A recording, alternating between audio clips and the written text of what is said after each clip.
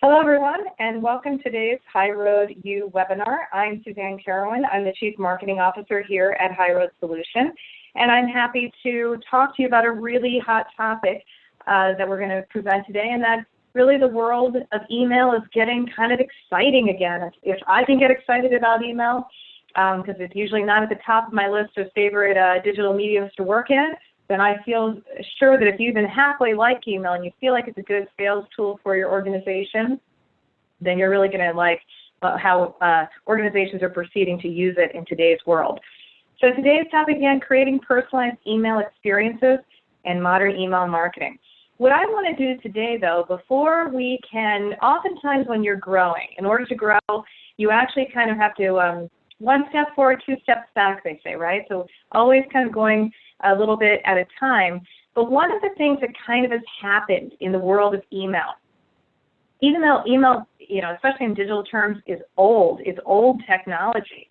And there are some problems with that. And one of the factors with email that gets a lot of associations, I'd say most associations get hung up on, is that email came into our world right after fax. And we utilized it right from the same perspective, and yet none of us were truly taught how it actually works, which is kind of a root cause of many of the problems, because associations in particular really want to understand, because email is so important to them as a communication vehicle, they really do track down each person who might unsubscribe, or if they didn't receive the email, why is that? They want to know. So in order to really go forward and talk about the future of email, which, by the way, is now. The future is happening now. It's new to associations, but not necessarily to the rest of the for-profit world. But in order to do that, I am going to step back a little bit and talk in context about how email actually works, because I think it's important that we understand what's actually possible. So when we start talking about creating digital personalized experience through email, we get a good understanding about why the rise of automation is becoming so important, or why it's now here and organizations are really adopting it. And part of it is the nature of email being an outdated technology and having new ways to handle that. So next piece, we're going to talk about what's really possible in today's world and hopefully blow your mind along the way. And then why go personal, and of course examples, and I'm going to give you some I think you'll say, I can't believe we can do this, but hopefully you do, and you want to get on this bandwagon, and it's really a great new movement, because it often doesn't even involve the staff learning something new anymore, right? So we're going to talk about that piece as well. And most of us, if we're in charge of running a marketing department, running our communications department, or if we're in charge of using email or working with the department to use email to promote our product or services or programs, anything we can do to get it faster and get the results quicker, we like that without taking up more staff resources. So let's talk about that as well. So let's first talk about, and I want to start using these phrases so we understand them, that email is a medium. And we need to start understanding that in the world of digital, there are many different channels, or what they're called. So I might have email, social media as a channel, and even within that, you've got Twitter and LinkedIn and Google Google Plus, and you've got Instagram, perhaps, with different social media channels. You have banner advertisements. They're a medium. Your website, it's a medium. Understanding how these mediums work is really fundamentally critical to an association marketing team. And it's expected that you know how these things work and that you know how to use them appropriately. I'll give you an example of what makes it. If you went to a website today and it was pure brochureware and it had a big globe on it and it was spinning and it said "Hello World" and it didn't look like it had been updated, you would say, this organization looks shaky, like they don't know how websites work. And the way that they're doing this is outdated, and it doesn't seem like they really get it or get me or understand what's in style. Okay? Most of us can inherently understand that about a website, but somehow we think email is different. And really, most associations, your email that's being sent out today is actually smacking the user in the face in much as if I went to a website and I saw "Hello World." And you're not actually understanding that your email is really outdated. And I'm not talking technology. I'm talking about the way that the email is being produced, the copy, the imagery, your approach to it, etc. If you're doing kind of blast email, this one idea of I'm going to send one email to all of these people. And we need to kind of accept that, and we need to then say, oh, if that's the case, that's a harsh reality. If that's the case, we need to think of email as a medium. So much as I'm an artist, and I would say, what medium do you work in? Oh, I work in oil paint. Or no, I work in pastels. Oh, I work in clay. We have to understand as a marketer, email is one of those mediums. It's one of the mediums that I need to really understand. I need to understand what works in it and what doesn't. I need to have a handle on the medium as a whole so I understand what it can and cannot do. Okay? It shouldn't be a mystery. All of this information is out there. But for some reason, again, I think it's very indicative of email kind of got lost along the way, and it got dropped into our world, and we were led to believe it was super easy.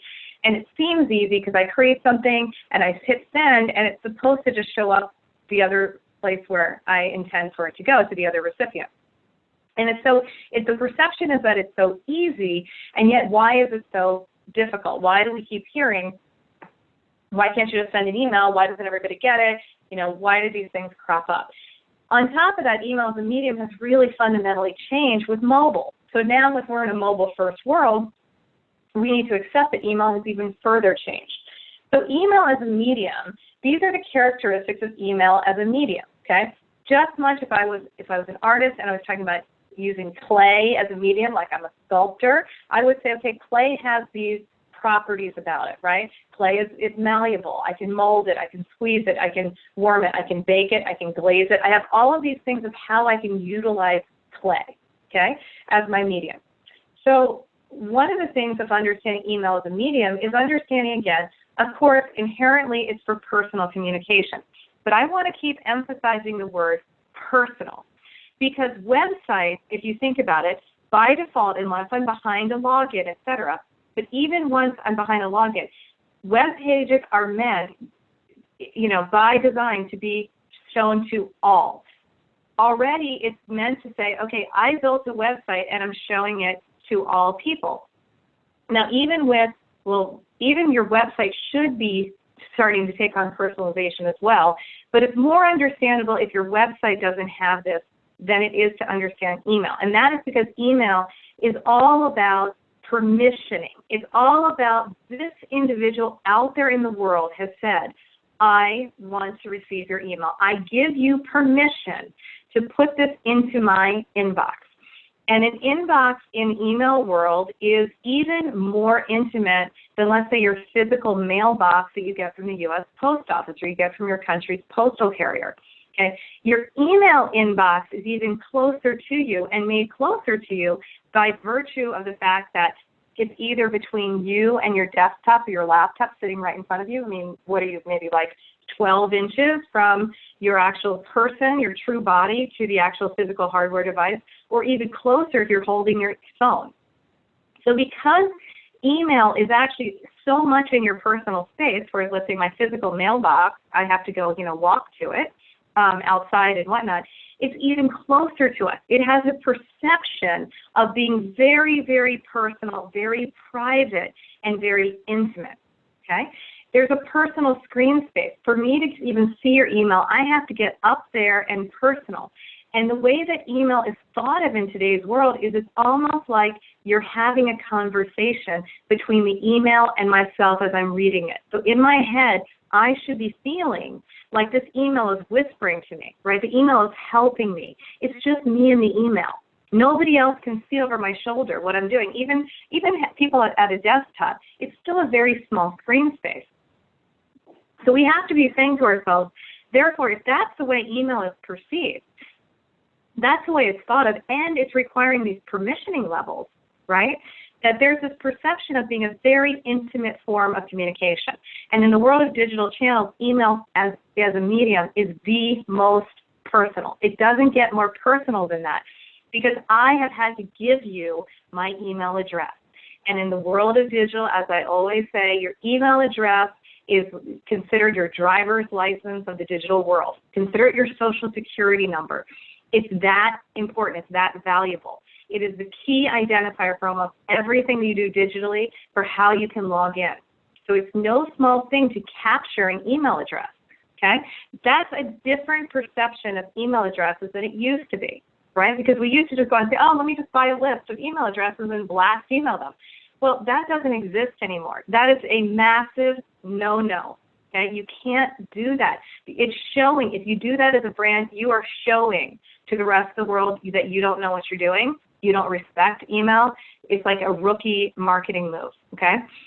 And it stinks because that works really well because email is super effective. So now we have to say, well, we have to start thinking about email as an equivalent to a social security number, that it's something to be protected, it's precious, and I need to be able to communicate to this person in a highly personal, intimate way between my organization as a brand and that particular recipient, okay? That's a lot of pressure. All right, to add to that pressure, we need to understand the reality of email and how it works. So this is what I was saying. We're going to step back. We're going to do a little bit of a tour of breakdown for how does email actually work. Why is it so complicated? And there's a couple of reasons email is so complicated. So you can see over here on the left, if you're listening, just look up for a sec, look at the image. You can see how often, this is the flow of how an email gets sent. So starting here with email is composed in a mail client. So that's like I'm in Outlook or something like that, or maybe you're logging into your email marketing platform. I'm starting to send it out, okay? So I'm sending it out, and I have to go through 1, 2, 3, 4, 5, 6 steps, 6 gates, if you will, to get it over to the intended recipient, okay? So right there, don't even wonder, like, if you're like, I have no idea what a DNS server is, what is that? Here's what you need to know. It's got to go through 6 steps. Okay? Anything with 6 steps, how many possibilities do we have for failure? A lot. More than one, okay? So it's complicated because of the nature of the way the email delivery network is situated, and it has to kind of go through all these gatekeepers in order for each gatekeeper to say, yes, I'm going to take your email and I'm going to pass it on to the next kind of point along the network, okay? So it is complicated because along the way, you have 0 standards. There's no standards. It's not open standards. And you've got little intricacies that make it difficult. So even if I can get it through the network and I can get it over to my own email, like I'm logging into Outlook and I want to see it, it can still be difficult because I still have to take into account the end user and their own preferences, okay? So let's just step through it for a couple of things. So I send out the email. It has to go out and get routed by a dispatcher. Think of it that way.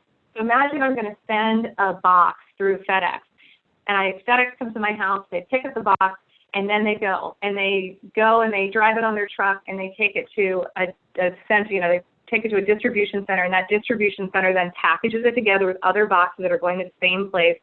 Then they take it, they drive it to a plane, they put it on a plane, the plane goes and lands. Now they take it out, then they start sorting it, they put it on a different truck. That drives it to another distribution center over there. Then they get to the actual drivers that are going to go to the actual local delivery location to deliver my box, okay? Now, the reason, imagine that every step of what I just told you, which is very much like an email network, every step of that is owned by different companies. And none of them have the same ticketing form. None of them agree on how this thing should work, okay? And then at the end of it, the local driver who's going to drive it to my house, they decide the rules for which people get which boxes on which days. And they decide the rules for whether or not they're going to even let you know that you have a box. And then what's worse, when it gets to my front door and they ring the doorbell, the person in my house who decides it, they might say, my choice is not to receive the box today. My choice is that I don't have boxes and they should go to the side door, okay? All of these steps is just an analogy to what happens in the email world. All right, and that's why it's so complicated, because you have different standards, there's multiple different points involved, and then even at the end of it, the email client browser, a lot of people confuse this one, by the way. You don't want to make this move either as a marketer. You don't want to say this aloud to like technical people.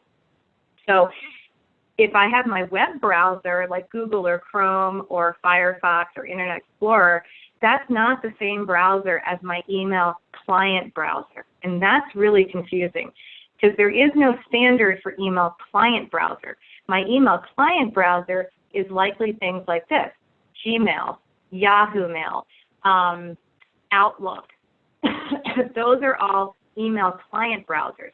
And even between those, they don't have standards, which means that Outlook says when an email comes to me, I'm not going to allow images to show. I'm going to show, if you put in this type of font, I'm going to interpret it like it's going to be Arial, and that's not what you wanted. You want it to be Tahoma, okay? There's different rules for each one of these. So Outlook 20, and then what's even worse than that, Outlook 2010 is different than Outlook 2013, different than Outlook 2007, different than Gmail, different than Yahoo, and it goes on and on, and different than Lotus Notes. And then on top of that, it's different on mobile.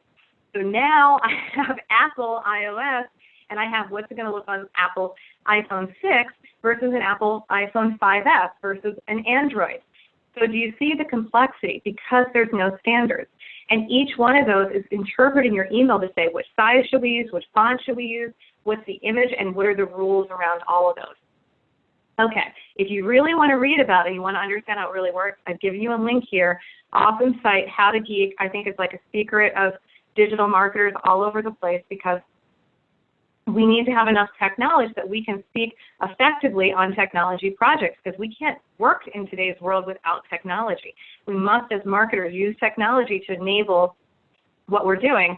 And the way that marketing is going is it's all data-driven. So we need to be able to utilize the digital data that we can get and be able to employ that in our communications. Okay, so email, complicated. Just to give you an example of email versus website, here's how the web works. And again, most of us, I'm not going to say everybody, but if you're of a certain age, somehow this just came into your life, and you didn't, if you're not a digital native, like you didn't grow up, and if you remember when the internet came into your world, and it wasn't that the internet's always been there, so that's the definition of a digital native. So if you're a digital adopter, then you probably weren't taught how the World Wide Web works either. And so it's much easier, though. Just look at this. I don't have nearly as many hops, but all these hops along the way, from the public network to the ISP to the router, even if you don't know what those things mean, here's the thing. They all share the same standard. Okay? There you go. Far easier, right? Now I'm doing FedEx, and I'm trying to deliver a box, and I own every step of the delivery network.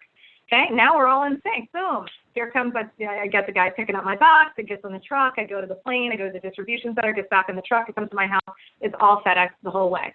Love it, right? Super easy. I know what fonts can be used. I know how fonts will be rendered. I know how I can use images. I know how these things work because there's rules around it. Okay, and again, email is kind of it's just an unregulated kind of area. So if you didn't understand any of the diagrams, just look at this one to be the synopsis. Here you go. I'm my little person here. My hops, or my requirements from me, my person, to getting to, let's say, AAC's website, look, it's a direct connection. All I have to do is I have to have connection to the internet browser. I pull up Chrome, boom, type in asecenter.org, I'm there. Getting an email, the ASE out there on the top right is trying to send me the email, and I have to go through this whole series of gates, okay? And I have to take into account that access to the internet has to exist. I have to go through my email service provider. They have their own rules. Then once it even gets to my organization, let's say you're a company, let's say you're an association and you're trying to send to your member companies, and your member companies, let's say, are financial institutions, right? So some guy, gal who controls the network at the financial institution, that's your member company, they have rules about what they will allow even into their network, right? So you have to get through their network. Then you got to get into their email inbox system, because there's something that receives all email for everybody at that firm. And that email system there, somebody at that member firm's IT department has decided spam filters. They've decided what email will we allow in and out. There's another set of rules, and we don't have any way of knowing what those are. So there's some set of rules that they've decided where they're going to receive email from to even get to your members who are inside the firm. And then let's say that they pass through and it's coming to your members and it's trying to get into their Outlook. Well, you know what? Even then, the user can be a problem, because maybe that user in their own personal settings within Outlook has changed something that still allows it to be blocked from your view. They're not getting it. So there's so many steps along the way to trying to get an email into an inbox. Some of them you can control, some of them you just have zero control over. You have zero control over what that IT department has decided, which email will come in and out. You can ask to be whitelisted. You can follow every best practice in the world. But at the end of the day, you cannot force people to receive your email, okay? So there are still things that can happen, and the recipient themselves, oftentimes they're not even aware of half the settings in Outlook or Gmail or whatnot, and they don't get it. And so there's so many reasons for why people don't get email. Why are we going into such detail about this, Suzanne? This is all really important because we need to understand the backdrop of this as a medium and why people are moving to automation so they can kind of see how much of this they can mitigate in terms of risk.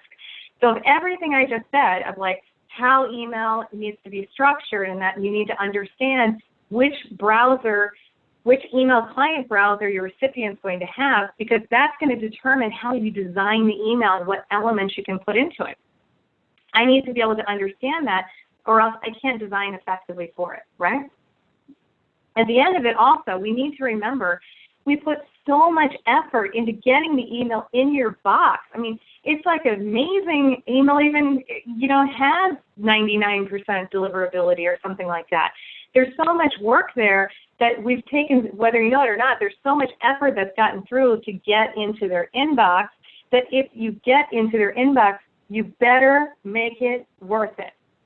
So the last thing you want to do when we're talking about this precious email address that someone has given you, or like they've given you the money to say, I want to be a member, and therefore you're taking their email address as part of that promise of membership, right? They're entrusting their email address to you as the organization. The last thing you want to do is then take that trust, get the email in their inbox, and like blow it. You just blow it because you just blast email them, same copy and content and offers as everybody else, right? You blew it. You blew it as the association brand. You had the opportunity to make the impact. It could have been you, but now you just look like every other piece of spam mail that they get. That's where we are in today's world of email. That's why it's so important that you understand that email isn't simple. And if you think that, you either are completely unaware of all this. Look at those steps I just said, 6 tops along the way. Like, do you know the difference between Samsung Galaxy? I mean, like what you can do in Android email versus iPhone 6 and what that means for your different media queries and what can you do with this and which one is going to render correctly on responsive. You don't know all of that because there's so much to know now and there's so many variables that you're either completely unaware, or, you're that sophisticated and you really get it and you're part of it. The problem there is that most of us in the association world, most of us in small to medium business, we don't have one person sitting around who the only thing they do is email marketing and they really know this stuff inside and out. As a matter of fact, Litmus is a company that makes kind of an email testing product. I think they're the only group I can think of that has a gathering of true email marketing managers who that's the only thing they're doing. And they usually work for Fortune 500 companies. They usually work for large companies that has, the only thing, the email is such a critical part of their revenue stream, but they have real mastery over the art part, like the design and copy and creative, and the technical ramifications, so they all can code, okay? So that's really the makeup of a true email marketer. Most of us in the rest of the world who aren't at a Fortune 500 company, we're trying to send out email as a communication tool while doing 40 other things, okay? And so we have to understand that there's inherent kind of risk in email of not knowing these things nowadays and presenting on behalf of an association that we're using this as a medium. So it's kind of fraught with risk nowadays, right? As if email wasn't scary enough. So what do we do with that, right? That's the bigger thing. And where we're going with this is we want to lead back to the idea of bottom lining it first, of what is happening in today's world. How are we handling this type of situation, understanding truly where we are? So bottom lining it for me, right? Fact, email isn't easy. It's a truly skilled art and science, right? And by the way, really, really good email marketers who work at these places, they make a lot of money because they're hard to find. It's a blend of skill set. You're both you're both like a technologist, and you have the creative component. All right. Second part, being able to do email by hand with everything I just gave you, all the things you need to know. And again, no tool is going to handle all this for you. Don't for one second think, oh, if I buy a new email marketing platform, all of this is going to handle it. No, the email marketing platform software that you're using might make your job easier about putting it together or helping it to be responsive, but it's not going to solve the problem of how you get it through that whole six-hop network, right? So there's, again, art and science there. So it's not a tool anymore. It's understanding the medium. So to do this manually, to make the manual creation and testing and do it the way you're supposed to do, it's a lot of work. I mean, it's a true amount of art and skill and time to really do this well. That's just a fact. I mean, it really, truly, to do it right, it's a full-time job. And I didn't even talk about getting the data correct on your list and who you're targeting. We didn't even get into that. It's a big, we all know it's a huge time suck. The reality, though, is that, again, email use has changed dramatically. The way it's perceived, the way that it's used now, it's mobile, what you can and cannot do with it, all that's changed, right? Mobile reading, as we said, creates more intimacy. That's the reality. We have to say, have we taken that into account about how we're creating our emails and what we're doing with our entire email program, right? Reality, again, most of us don't have this on staff. We just don't have this. And then also, it doesn't feel, that's great, but it doesn't negate the fact that our business need is we want to continue to use email to sell. And let's face facts, that's what we're doing. Let's be candid. There's the communication part, like I'm sending out, content as a member benefit for, let's say, my newsletter. But also, let's face facts. Associations use email to sell. Okay, and they do. That you're trying to sell renewals, you're trying to sell registrations, you're trying to sell products and services, your online certification courses or other types of events. And so what we need to understand that if we're going to do that, we need to get with the program and get up to speed so we're doing it effectively. Okay, so we have this need to continue to sell through email, continue to use it as a medium. Nobody wants to abandon ship and not use it, but it is complicated and it's gotten more complicated. And yet we also want to make sure that we can use it in a way that we're really, truly providing a member benefit that's going to translate into high engagement. And that's because, remember, we know more about members or people that have interacted with us than, let's say, many, many, many for-profit companies, right? So you're even more on the hook to really be able to use email effectively because really you have no excuse for why you're not doing it. You have more data on these people than, again, many, many retailers where they shop. So, but are you employing it? That's really where people are focused now on email. How do I unleash the data and everything I know about them so I can provide this hyper personalized experience, but I've got to put it through email as a channel, using it and understanding the medium in today's world. That's the bottom line. So the question we're going to spend the rest of the time together is understanding, how do we do it? What are people doing? Okay, great. I'm in such pain, Suzanne. Now I'm like hating life. I hate email. It's never going to get better. It's only getting worse. I still have to, be able to use it to promote the annual meeting. What can I do? So here's what organizations are doing, okay? And again, if you read any of our State of Digital Marketing Association reports, you know the reality that associations in the industry are far behind the for-profit world. The nice thing about this, though, is that this is not cutting edge to the rest of the world or to many for-profits. It's just kind of cutting edge to associations, but that means that other people are doing it. It's a vetted way to do it. It's vetted technology. It's a vetted approach. We know it works. It's just new, perhaps, to you, okay? And it's a way, but all this data and all this, we have all this kind of unlocked potential that organizations are really starting to unleash now and having really great effects. Okay, what are we talking about? Let's first very quickly go through and talk about what is typically within an email newsletter. Okay, and because then we're gonna go through this, like what are the component parts? What do I have to work with? If I ever consult to your organization on digital, the first thing I'm gonna ask is what do I have to work with? What kind of tools you got in the shed? What can I build with? What needs to change? And then we're going to overlay, of course, our marketing campaign methodology, but you got to have the right, tools. So what are my component parts of a newsletter? What do I normally find? Then we're going to go back through the same set of slides, and we're going to talk about it from a personalization viewpoint of what you could be doing. All right, so we can probably all agree. I'm going to use ASAEs. We're the endorsed e-marketing partner to ASAEs. I'm going to use their newsletters as an example. I happen to get this morning, my association's now daily news. And since we make all their email, I always read all their email. I'm a very good open rates person, but also, stay up with the industry. And so I opened it this morning, and we can all agree that most email newsletters have these components within an email, right? You have some sort of usually logo, some sort of email header, like usually a graphic. We have some content, right? We usually have the date that it was sent. We have probably ads in here. We could have my first name in here, right? So it could be, say, Association's Daily News for Suzanne, et cetera. We have those elements. We usually have more ads somewhere down the page, right? We usually have a couple different areas where banner ads can be. ASE also has sponsored content, which is quite nice. And they have more content, right? Some more stories. Oftentimes we have some sort of listing, right? We have job listing. We might have event listing. We have upcoming seminars. We have upcoming, product listings.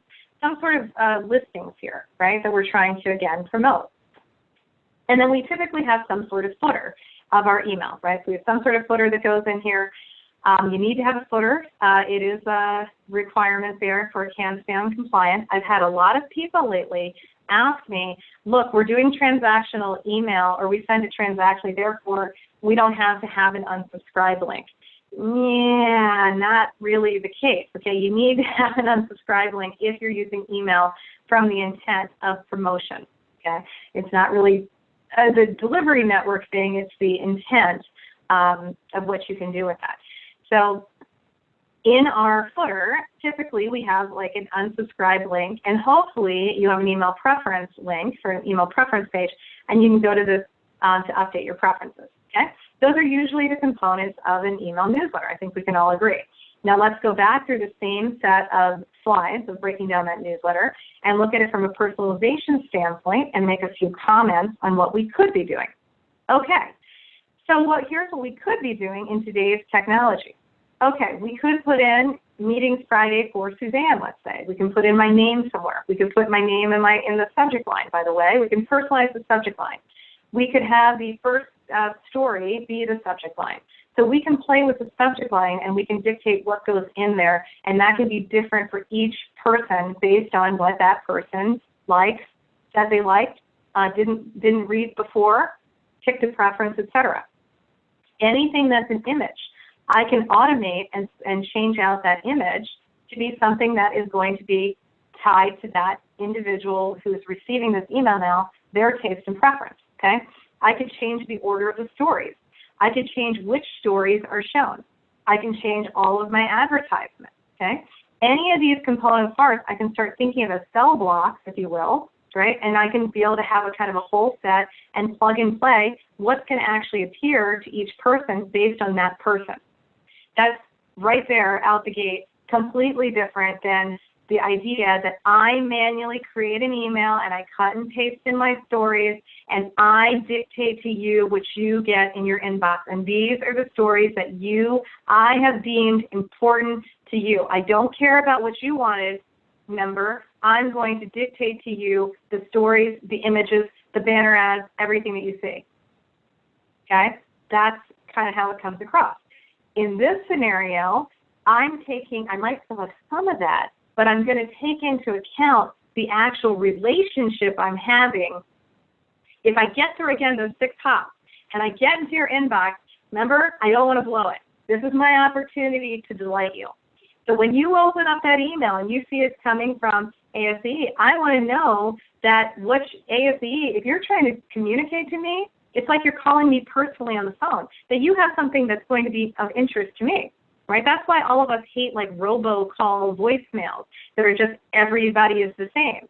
Because you feel like, come on, man, what a waste of time. Like you're harassing me. You're interrupting me. It's called disruptive.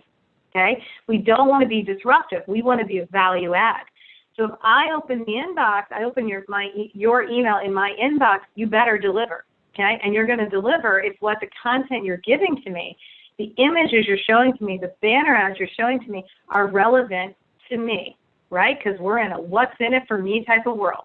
Now it can be an exchange. It doesn't have to be only about me. I might then, as an organization, as a brand, say, I'll also provide some other. So look, I gave you what you wanted. Now I'm going to give, I'm going to give you what I need, what I think I need to give you. Okay, that's still a little bit more of a value exchange. It's a little bit more fair play. I'm not dictating to you. We're in a relationship using digital together where I'm learning more about what you like and I'm giving you back what you want. And then in return, I'm also letting you know things of other things I would like you to do. Okay, that's how it's seen. So I can change up any of these pieces, and what am I changing it based on? How do I know the rule for how do I change the picture? Data. It's all about data. It starts and ends with the data really when it comes to email. And so many times, listen, I sit on so many demonstrations, so many conversations, and it comes right back to like, okay, the first thing out of people they're thinking is, okay, let's see the WYSIWYG editor and how can my staff create this easily? That's not even the conversation. The conversation is what kind of data do you have, right? And what are you trying to do? It starts with the strategy. The technology, again, you shouldn't be manually doing that stuff anymore. It's a huge operational inefficiency, but it starts and ends with the data, okay? So those are two questions that if you're looking for new email marketing before you look for a platform, you need to ask those two questions. What data do we have? What could we be doing? And what are we trying to do? What business impact are we trying to affect? Then we can go and talk about, okay, how can we get you there, okay? But it starts and ends with the data. So if I have data, I can decide, okay, if I'm sending to somebody and they have event marketer in their title or event manager in their title, I'm going to make sure that the first story they see is on meetings and the business of inspiration, okay? And I can have that because I would know that their title would have that word in it. I can do a query, I can search it, I can make it into a list. I can make sure to say, okay, the people that already live in Columbus or are in Ohio, but maybe especially Columbus, if they're in zip code 43235, I'm not going to show them the banner ad about connect with the best of Columbus because they live there. But that type of logic, I mean, maybe that, you have to, but that type of business logic, that type of how do I put rules in, is all governed by data. And I, as a marketer, I can verbally tell you, I have yet to be on a call and talking and consulting with our clients when the marketer cannot verbally articulate to me what it is that he or she wants to do. We know we want to do that. We want to target this group of people, but we haven't had the know-how or the tool to be able to effectively execute that, and more so, execute it on our behalf without us involved. That's where we want to get to, right? But that's how I would think about this newsletter from a personalization standpoint. Okay, what about my next section, my sponsored content and ads? Same exact thing. Why not serve up different sponsored content that's going to be relevant to the person who's actually receiving the email? So that can change on the fly. So for each person, I might have an entire library of sponsored content which blows up how many people I can sell sponsorship to, which there goes my revenue. I can go ahead and have new top line growth. So why not have all that and then marry it up using tags or using understanding what the data is of the people who are going to receive the email and have that piece automatically change out based on the data. Of course it makes sense. Like it's like, yeah, but who knew you could do that? You can do it. Same thing with any of my other advertisements, right? Get more bang for the buck for my advertisers by making sure that their ads are only being placed in front of people that's an actual possibility of them being a buyer, okay? That makes sense. Nobody wants to say, oh, great, especially if I'm an advertiser, the last thing I want to hear is that you just blasted my advertisement to like 10,000 people. And of 10,000 people, 1,000 of them is in a stat that's even relevant to them, right? That's just a waste. That's a huge waste of spend, right? They don't want that. They want to know.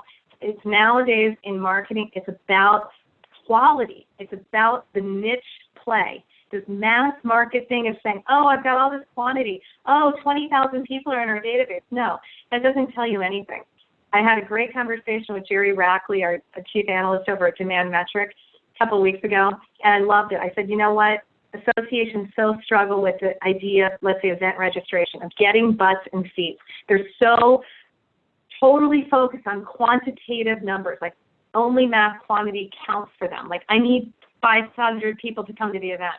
And I said, what do you say about that from your perspective, Jerry, of analyzing the for-profit market? And what he said is, in the for-profit world, you do not want to say we have 500 people in butts and seats and like, hey, we achieved our goal. You want to know, of those 500, are they the right 500 butts? Are they the right people? That's what counts. If you have 5 people, but they're the right people, you've done a good job in for-profit marketing. If you have 5 people, you have 500 people, and all 495 of them are the wrong people, right?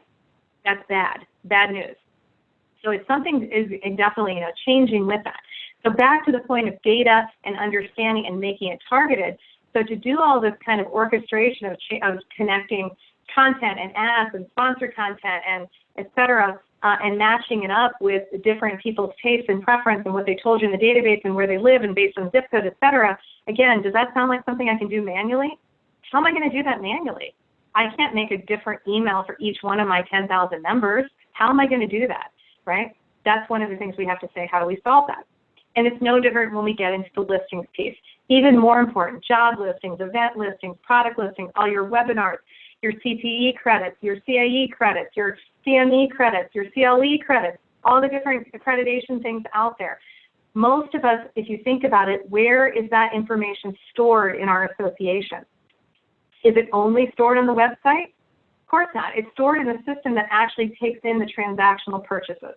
It's usually stored in our association management system, okay? Might be on the website as well. But again, we're in a world of why are we cutting and pasting from my association management system to my website and then separately to my email? That's 3 different places. Doesn't that seem a little crazy? That seems a little crazy. I just took, what effort did I need to do that? Why not just have it in the association management system and use the data? That makes sense, right? Because we're going to need the technology anyway. We're going to need the data, and we're going to need the technology to power all of the ways that I'm going to do the matching up of individual recipients to the content, to the banner ads, to the job listings, the event listings, et cetera, that they need. Okay? Let's cut out, again, a lot of these steps. Cut out the human factor. Human factor, if I'm cutting and pasting, and now I'm cutting and pasting and I'm putting into my email marketing system, I can introduce error. Okay? Then I'm trying to do that, and it's on a mobile, let's say, template, and I bust the template. Now I don't know how to troubleshoot it. Because why? Because email marketing is an art and science. So that's great. Maybe I have a great, really easy-to-use WYSIWYG, and somebody told you email marketing's simple, and you don't need to be sophisticated, and it's all simple and done for you. Whatever. You know what happens? Great. You put in your editor, and then something goes wrong, and somebody's like, hey, nobody got the email, or how come we're getting this spacing issue? Now we're into troubleshooting. You know what typically happens? You don't know how to troubleshoot. That's when you realize you need an email marketer who really knows how to do that, okay? Because it's really not that easy. So the point being is, why not just skip the step? Wouldn't that be easy? That's easier. like just skip the step entirely of introducing the human element. That's where automation and technology can really benefit organizations by going ahead and doing that for us. So we don't introduce error just because of either not knowing or lack of skill or lack of time, just being sloppy and missing something. Okay, so we have that piece. And then even what about the footer, okay? So even in the footer, there's something very special about that ability to say this email preference center. Now at HighRoad, we build email preference centers all day long. Why have we been doing this for years and years and years? Because our clients have been taking advantage of this personalized email experience for years. That's kind of what we do. And what do we mean by that? Well, we all know we don't want our members to unsubscribe. I mean, we know we have to allow them the option, but we don't really want to make it easy, and we certainly don't want to allow them to just say globally opt out, and that's the only thing. They have to have that legally to have that piece there, but we want to make sure that before they just hit one button and they're gone, they've really thought it through. So years ago now, like 8 years ago, email preference centers are nothing new. It's just people haven't been building them out and focused in on them. Though I will say, from our survey, only 40% of associations actually have one, which is really scary. If you don't have one, that means the only button you have is globally opt out and they're gone. And once someone's gone, if email is really the primary way you communicate with them, they're gone. They're not hearing from you, okay? So you should, that's hard to deliver member benefits if your member benefits the email and newsletter and they're not subscribed. So it's a big problem. So what organizations have done for years is they've said, okay, let's build this email preference center. It must sit outside of the member login. It cannot be behind it. That's illegal. It must sit outside of that. But when I come to the email preference center, let's make sure that I'm giving them these options for how I can actually interact with them. And that's where rethinking the EPC really starts to make sense. So it's not just for compliance of saying I need an opt-out, opt-in kind of area, but it's a key driver of personalization. So let's go back to, I clicked on update my preferences. I came to my ASE preference page, and here's how you can now start using data within your email world to really start driving more personalized experiences. So you can see here that, of course, I have my basics, my email address.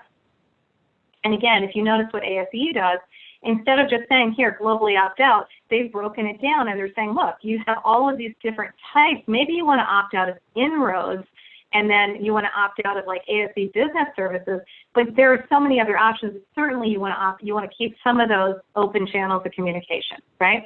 And you know what's great about that? As long as you've got one of them and you have automation on, let's say, banner ads or automation on within your email, even if they, I could mark it, and let's say I'm sending a foundation update, maybe I can automatically put in a little banner ad to say, we miss you in ASE Business Services, interested in coming back.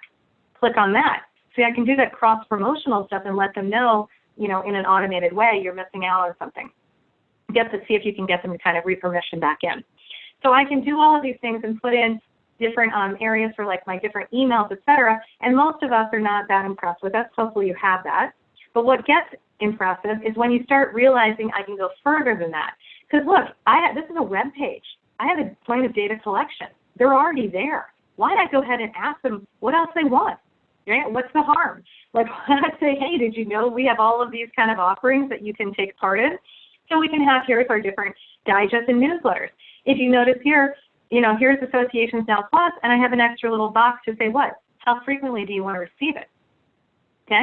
I have all sorts of topics and preferences here. I have like, are you interested in diversity and inclusion? If so, which one of these categories? And this can go on and on. I could put in different email subscriptions. I could put my blog subscription in here.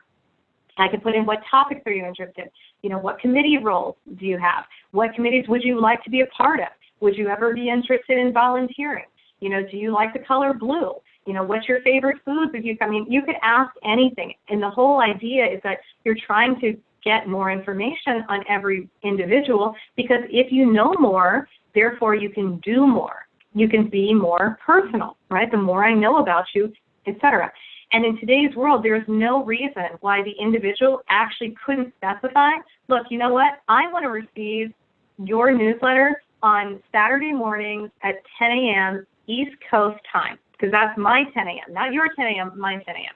I want to receive it at 10 a.m. on East Coast on Saturdays, because I want it at 10:05 on Saturday mornings, because I have to drop my kid off at lacrosse at 10, and by 10:05, I'm situated, I've got my coffee, and I'm ready to focus in on my profession.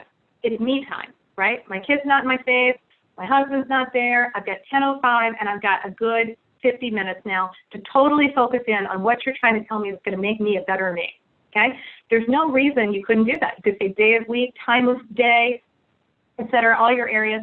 And again, I can't be able to deliver on that as an association if I have to do that manually, can I? How am I going to do that? Like, hey, staffer, hey, Stephanie, when you're sending out an email, can you make sure Suzanne Carolyn gets just hers at Saturday, 10:05 her time? I know we're in Chicago, but she needs that East Coast. So can you make sure you go ahead and send that out personally? And by the way, only make sure that she gets all of these articles and she only wants stuff around this topic. Can you imagine? But look, that's the world we're in, right? Because how different is that than going to Starbucks? When I go to Starbucks, I'm like, you know what? I'm going to need a venti, skim latte, double shot, extra hot. Isn't that how people order? I can't even order like people do. They have like these long things that they say. But that's the world we're in. I go to Chipotle, I want a burrito bowl, I don't want the carne asada, I do want chicken, I don't want white rice, I want the other rice. We're used to that level of customization. It's expected. It's expected. That's the world we're in. The email has no difference there. So all of this data, all of these key personalization inputs I can put it in here, I can put it into an automation system that can allow it to happen, and therefore out comes the exact email that Suzanne Carroll will really value at 10:05 on a Saturday in her time when she's having her venti skim latte and she's, sitting there, okay? That's how the thinking needs to be. Okay. Other personalization drivers besides the email preference center, because you might say, well, that sounds great, but in reality, why put all this effort into an email preference center when the only way you get to it is within an email through that link? Well, here's another thing. What's great about it, what our clients do, is a lot of times because it's a web page, they can market that thing. And they're like, hey, don't forget, update your actual preferences. Make sure you come back all the time. They have a link within the actual member profile that's usually being served up by the association management systems kind of e-website. Don't forget to come back and also update all of your topics and preferences and things like that. We can make them all work together so you get this personalized experience. Other personalization drivers, though, aside from, let's say, the member profile and the email preference center, what about all of your other digital properties? That's the whole point of digital. The whole point of digital is to collect what's called the digital footprint and to have as many of these impressions in the footprint as possible, because we're trying to get to an aggregate profile so we can understand this human, right? We can have enough pieces of data points so we can start to predict, understand either implicitly or explicitly what they want, okay? So look at all these things here: website activity, social media data, event registrations, purchase transactions, committee roles, social community, like an online community. That's like chock full of individual information about people.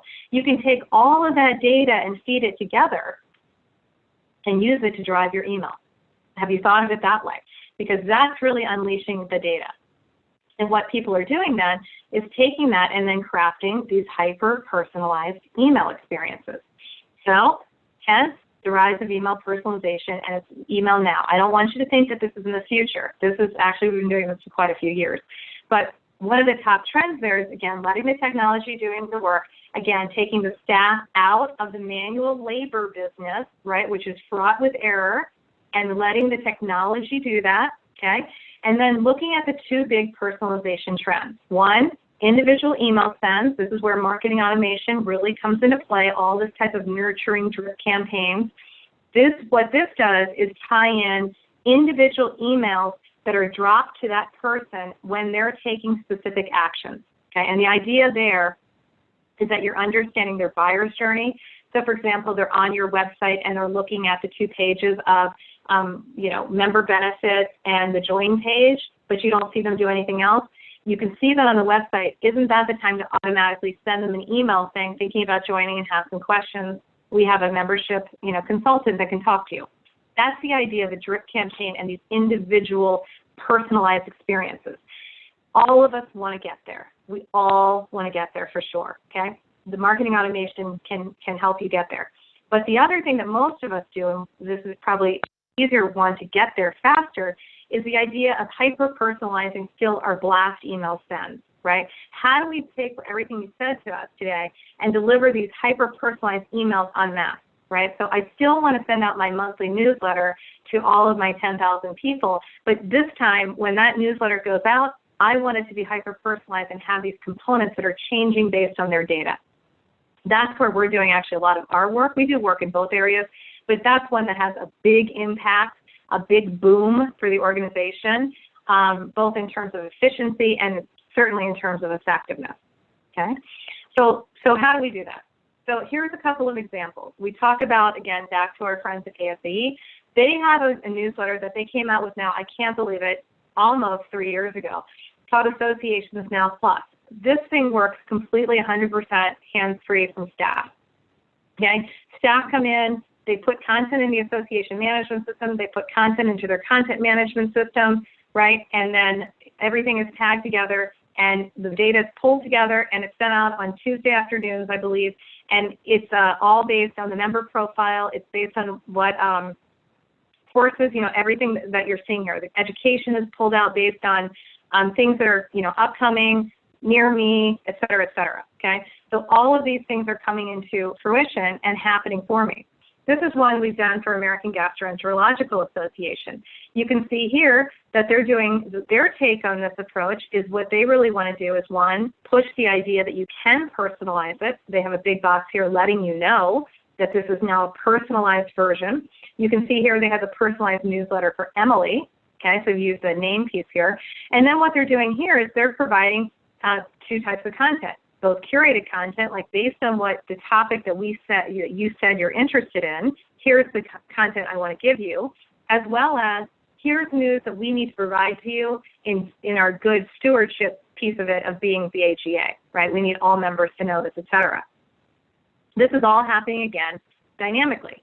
So again, nobody sat down and created this email and put in the logo and changed out the text and like put in the image and did the formatting and made sure it rendered and tested it and ran around the office and looked at people's browsers or used Litmus. No one did this because the entire template has already been coded to just suck in the content, display it in some sort of way that the style is already applied, and make sure that when it gets sent out, it's already responsive, it's already tested, it's already going to render correctly for all these different email client browsers we talked about. It's already done for them. The staff is focused in on the content and then looking at the results. So now staff should be focused in the marketing world on data, content, and reporting. Data, content, reporting. That's what's important now, right? That's where the money needs to go. Data, content, reporting. If you're spending all this time still manually creating things, still worrying about, the fonts and the editor, we're in the wrong business. We got to drive the business. We got to drive top line growth. And email and these ways that we're doing this have absolute impact on our revenue, etc. So therefore, we better get very close to the revenue. We need to get close to what's important about email, right? And that's the data, the content, and the results.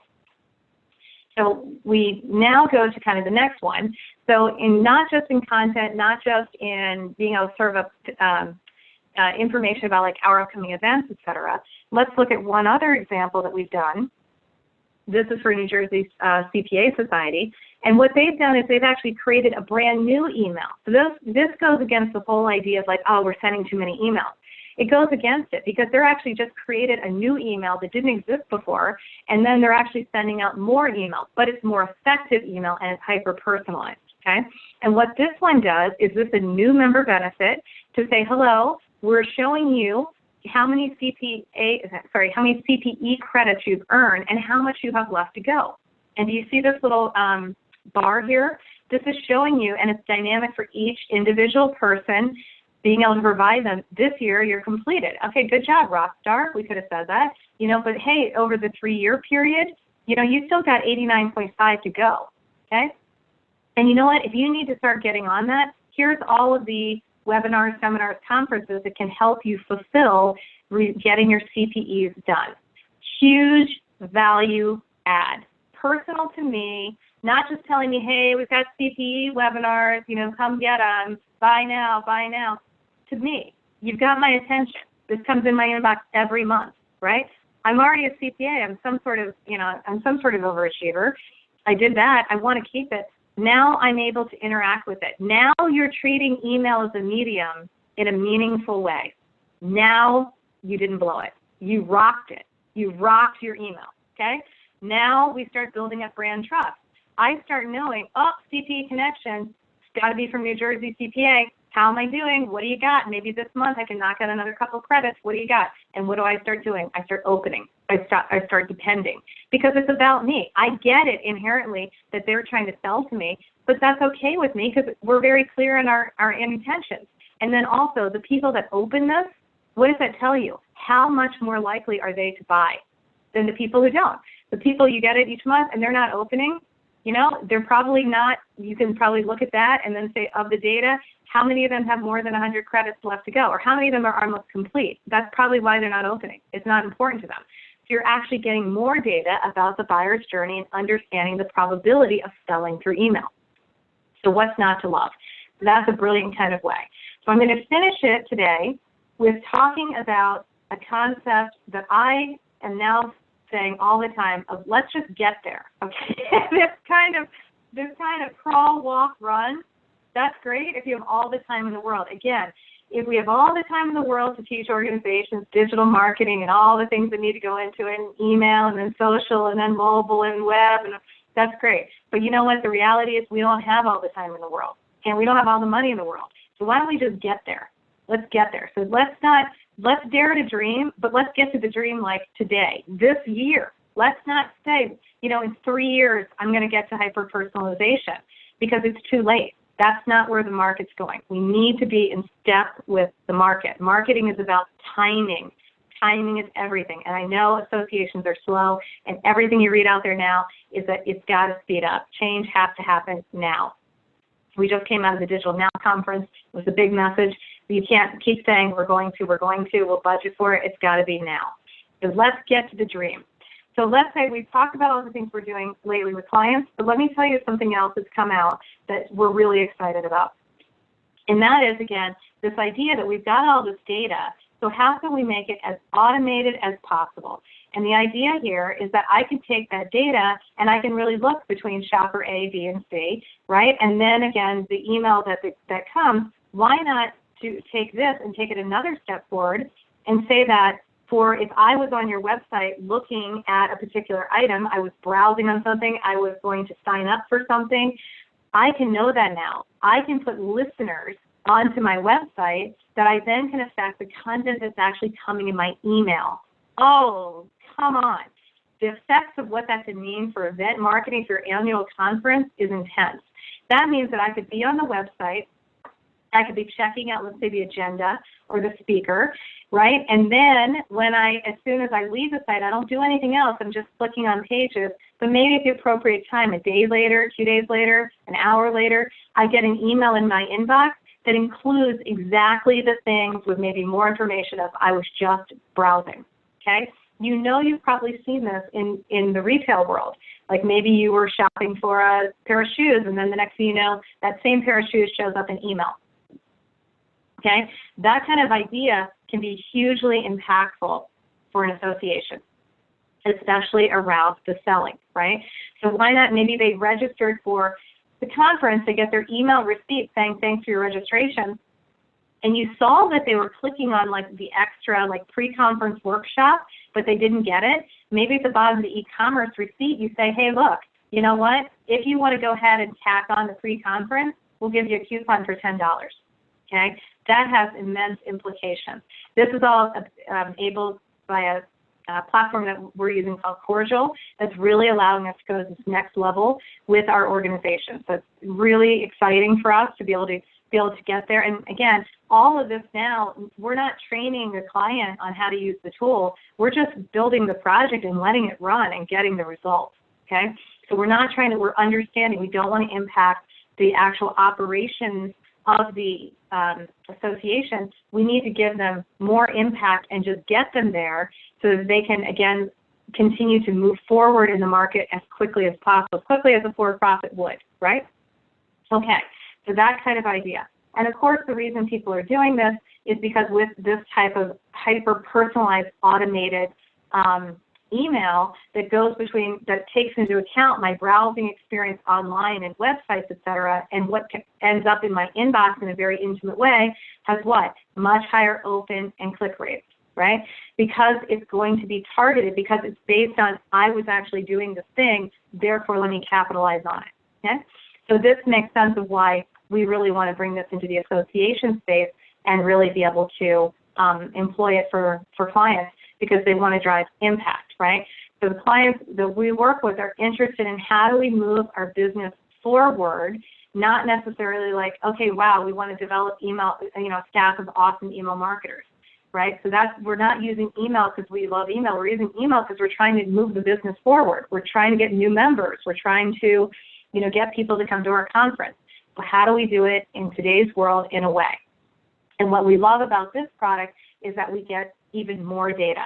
So now I'm not just getting open rates and click-through, I'm actually getting it down to the level of I can understand for all of these people based on all of the changing ability, right? So for this group, this set of people If they said that they're, have, again, a titled event manager, they're served up this banner ad. Now I have a grouping to be able to study, okay, what are all the event managers doing? How's that looking?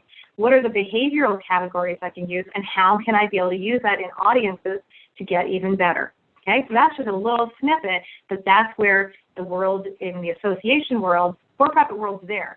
Association world, this is where we can take these tools and utilize them and get there, right? Let's get there. Let's get to the business impact. Whew. Okay. So in summary of all these kind of various things, and we started from talking about how email works, all the way to, like, wow, how it could really work, right? Email, super valuable channel, maybe even more so in today's world, right? But we need to make sure that we're using it as a medium and how it can be perceived today, so we can really understand how we're being perceived. And then also we can take advantage of what now we can actually do with it because we've got all the data, okay? So if we take, again, the concept of I'm not trying to build an agency of email marketers, what I'm trying to do is run my association business and have business impact and focus, therefore, on data, content, and reporting, right? And we take it from that standpoint, then why not look to say, let's do a project that, it's just, let's get there, okay? And so we want to look at, again, all that data you have and say, wow, if we just kind of unleashed it, and it's so powerful and it's so much fun. You know what's even more fun? When you see the revenue come in. That's even more fun. So that's what we have today. Thank you so much for joining us on email personalization. Again, I'm Suzanne Carolyn here at HighRoad Solution, and we hope to hear from you soon.